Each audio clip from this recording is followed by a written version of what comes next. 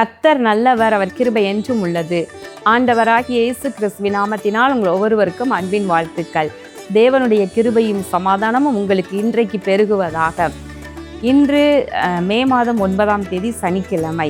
பிரியமானவர்களை, இன்று நாம் தியானிக்கும் வசனம் லேவியராகமம் 26வது அதிகாரம் 11வது வசனம். உங்கள் நடுவில் என் வாசஸ்தலத்தை ஸ்தாபிப்பேன், என் ஆத்துமா உங்களை ஆரோசிப்பதில்லை. இங்கு கர்த்தர் சொல்லுகின்றார், உங்கள் நடுவில் என் வாசஸ்தலத்தை ஸ்தாபிப்பேன் என்று கர்த்தர் சொல்லுகிறார். இது எவ்வளவு பெரிய பாக்கியம், இது எவ்வளவு பெரிய ஆசீர்வாதம் பாருங்களேன். வானத்தையும் பூமியையும் உண்டாக்கின தேவன், வானம் அவருடைய சிங்காசனம், பூமி அவருடைய பாதப்படி, இல்லை அவர் எங்கும் நிரம்பி இருக்கின்றார், பூமி உருண்டையின் மேலே வீற்றிருக்கிறார் என்று எழுதியிருக்கிறது. கர்த்தர் எவ்விடத்திலும் வியாபித்திருக்கின்றார். ஆனால் அவர் சொல்லுகின்றார், நான் உங்கள் நடுவிலே என் வாசஸ்தலத்தை ஸ்தாபிப்பேன் என்று சொல்லுகின்றார். பாருங்களேன், சாலமோன் ஆலயத்தை கட்டி அதை பிரதிஷ்டை பண்ணும்போது இவ்விதம் சொல்லுகின்றார். 1 ராஜாக்கள் 8வது அதிகாரத்தில் அழகா எழுதியிருக்கிறது, 27வது வசனம். இதோ வானங்களும் வானாதி வானங்களும் உம்மை கொள்ளாதே, நான் கட்டின இந்த ஆலயம் எம்மாத்திரம் என்று சொல்லுகின்றார். அப்போ அப்படிப்பட்ட மகத்துவமான தேவன் அவர் சொல்லுகின்றார், நான் உங்கள் நடுவிலே என் வாசஸ்தலத்தை நான் ஸ்தாபிப்பேன் என்று சொல்லுகின்றார். என் ஆத்துமா உங்களை அரோசிப்பதில்லை. அப்படின்னா என்ன அர்த்தம்? வெறுப்பதில்லை. நான் உங்களை வெறுப்பதில்லை. நீங்கள் எவ்வளவோ தவறு பண்ணினாலும் நான் உங்களை வெறுப்பதில்லை என்று சொல்லுகின்றார். இஸ்ரவேல் மக்களை வனாந்தரத்தில் வழிநடத்தி வருகிற பொழுது கர்த்தர் அவர்களுக்கு அநேக காரியங்களை பேசுகின்றார். மோசேயின் மூலமாக 9வது வசனம், நான் உங்கள் மேல் கண்ணோக்கமாக இருந்து உங்களை பழுகவும் பெருகவும் பண்ணி உங்களோட என் உடன்படிக்கையை திடப்படுத்துவேன் என்று சொல்லுகின்றார். பாருங்களேன், உங்களோடு நான் உங்கள் மேலே கண்ணோக்கமாக இருப்பேன், உங்களை பழுக பண்ணுவேன், உங்களை பெருக பண்ணுவேன், உங்கள் நடுவில் என் வாசஸ்தலத்தை ஸ்தாபிப்பேன். அப்படின்னா என்ன? உங்கள் மேலே கண்ணோக்கமாக இருப்பதற்கு அவர் தம்முடைய வாசஸ்தலத்தையே நம் மத்தியிலே ஸ்தாபித்து அங்கே வீற்றிருந்து நம்மை பார்த்து கொண்டே இருக்கின்றார். நம்மை கண்ணோக்கமாக இருக்கின்றார். எதற்காக? நம்மை பழுகவும் பெருகவும் பண்ணுவதற்காக நம்மை கண்ணோக்கமாக இருந்து நம்மோடே வாசமாக இருக்கின்றார். நம் மத்தியிலே அவருடைய வாசஸ்தலம். இது எவ்வளோ பெரிய பாக்கியம்! கர்த்தர் சிருஷ்டி கர்த்தர், சர்வ வல்லமை உள்ள தேவன், எல் ஷடா என்று அழைக்கப்படுகின்ற சர்வ வல்லமை உள்ள தேவன், அவர் நம் மத்தியிலே அவர் தம்முடைய வாசஸ்தலத்தை ஸ்தாபித்து இருக்கிறார் என்றால் இதை விட பெரிய பாக்கியம் என்ன வேணும்? யோசித்து பாருங்களேன்.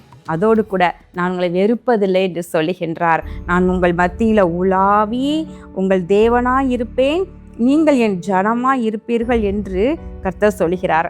பிரியமானவர்களே, இன்றைக்கும் கூட தேவன் அப்படிதான் விரும்புகின்றார்.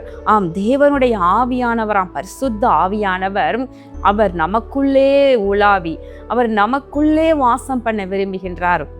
நம் நடுவில் என்பதோடு கூட மாத்திரமல்ல, அவர் நமக்குள்ளே வாசம் பண்ணி உங்கள் சரீரமே தேவனுடைய ஆலயமாக இருக்கின்றது.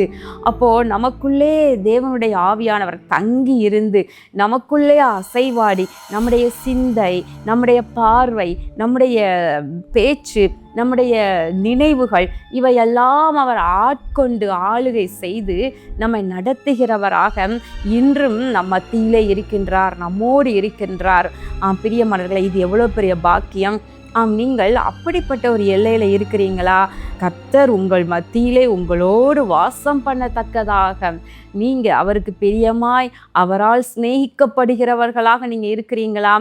துதியின் மத்தியிலே வாசம் பண்ணுகிற தேவன் உங்கள் வீட்டிலையும் சரி, உங்களுடைய உள்ளத்திலையும் சரி, எப்பொழுதும் கர்த்தரை துதிக்கிற துதியும் மகிழ்ச்சியும் அவரிடத்துல அன்பும் நேசமும் உங்களுக்குள் அப்படி பொங்கிக் கொண்டே இருக்குமானால் அவர் வேற எங்கேயும் போக மாட்டார். அவர் உங்களுக்குள்ளேயே நமக்குள்ளேயே தங்கி விடுகின்றார். இது எவ்வளவு பெரிய பாக்கியம்! பிரியமானவர்களை, வேதத்தில் இருக்கிற பரிசுத்தவான்களை பார்க்கின்றோம்.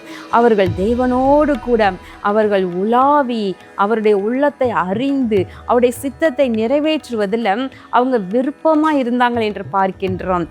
ஒவ்வொருவரும் அருமையான ஒரு ஓட்டத்தை ஓடி தேவ சித்தத்தை நிறைவேற்றினார்கள் என்று பார்க்கின்றோம். இன்றைக்கும் கூட நாமும் நம்முடைய வாழ்க்கையில் நம்முடைய நாட்களில் தேவனுடைய சித்தத்தை அறிந்து அவரோடைய உலாவி அவர் மத்தியிலே தங்கி இருக்க நாம் அவரோடு பேசவும் அவர் தமது சித்தத்தை எல்லாம் நமக்கு வெளிப்படுத்தி அருமையாய் நடத்தவும் நல்லதொரு அப்படிப்பட்ட வாழ்க்கையை நாம் வாழுவோமா? நாம் அது எவ்வளோ பெரிய ஆசீர்வாதமானது. கண்களை மூடி ஜெபம் பண்ணுவோம். எங்கள் அன்புள்ள பரலோக பிதாவே, இதோ இந்த நாளிலும் நாங்கள் தியானித்த அருமையான வார்த்தையின்படி இதோ கர்த்தாவே, நீர் எங்கள் நடுவிலே நீர் உம்முடைய வாசஸ்தலத்தை ஸ்தாபித்து எங்கள் நடுவிலே நீர் வாசம் பண்ணுகிறீர் ஐயா. அதனோடு கூட பரிசுத்த ஆவியானவர், கர்த்தருடைய ஆவியாம் பரிசுத்த ஆவியானவர் எங்கள் உள்ளத்திலே தங்கி இருந்து அசைவாடி எங்களை ஆட்கொண்டு ஆண்டவரே அருமையாய் எங்களை நடத்துவாராக. இயேசு கிறிஸ்துவின் நாமத்தினாலே இந்த ஜெபத்தை ஏறெடுக்கின்றேன் நல்ல பிதாவே, ஆமேன். பிரியமானவர்களே, நாளைய தினம் ஞாயிற்றுக்கிழமை நாம் தேவனை ஆராதிக்கின்ற நாள். சபையாக கூடி நாம் தேவனை ஆராதிப்போம். தேவ பிள்ளைகள், ஆசீர்வாத டிவி நேயர்கள் விசேஷமாக நீங்கள் நம்முடைய ஆசீர்வாத திருச்சபைக்கு வந்து கலந்து கொள்ளலாம். ஆவியோடும் உண்மையோடும் கருத்தோடும் நம்ம தேவனை ஆராதிக்க மற்றும் நல்லதொரு வசனத்தை அருமையாக பரிசுத்த ஆவியானவர் நம்மோடு கூட விளக்கி பேசவும் இந்த ஆராதனையிலே நம்மோடு கூட இடைப்படவும் அது ஏதுவாக இருக்கும். 3 ஆராதனைகள் உண்டு. உங்களுக்கு எந்த டைம் உங்களுக்கு வர முடியுதோ அந்த டைமில் நீங்கள் கலந்து கொள்ளலாம். கர்த்தருடைய நிறைவான ஆசீர்வாதத்தையும் பெற்றுக்கொள்ளலாம். கர்த்தர் உங்களை ஆசீர்வதிப்பாராக. ஆமேன்.